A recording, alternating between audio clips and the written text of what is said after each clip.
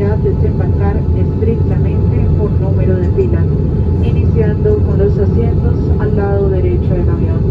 Solicitamos no levantarse de su asiento ni abrir el compartimiento superior hasta que su fila sea llamada y mantener una distancia prudente con los demás pasajeros.